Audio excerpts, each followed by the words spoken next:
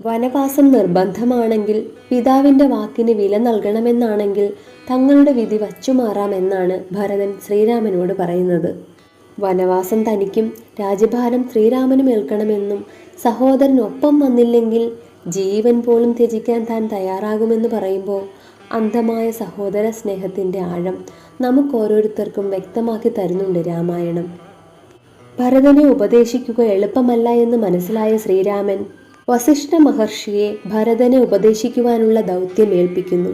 വസിഷ്ഠ മഹർഷി ഭരതനോട് രാമൻ ശ്രീ മഹാവിഷ്ണുവിൻ്റെ അവതാരമാണെന്നും ദുഷ്ടനായ രാക്ഷസരാജൻ രാവണനെയും കുലത്തെയും നശിപ്പിക്കുവാനാണ് ശ്രീരാമൻ ജന്മമെടുത്തിട്ടുള്ളതെന്നും അറിയിക്കുന്നു. കൈകേയി മാതാവും മന്ദരയുമൊക്കെ അതിനൊരു നിമിത്തമാവുക മാത്രമാണ് ചെയ്തിട്ടുള്ളതെന്നും അറിയിക്കുന്നു.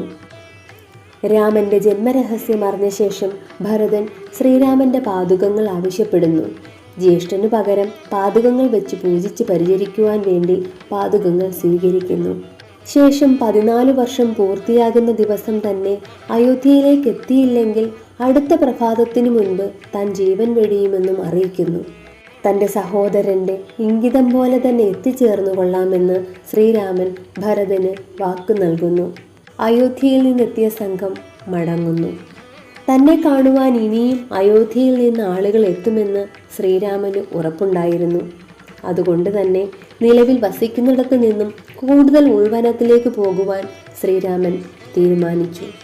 കിളിമൊഴി കഥകൾക്ക് വേണ്ടി ഒരിടം.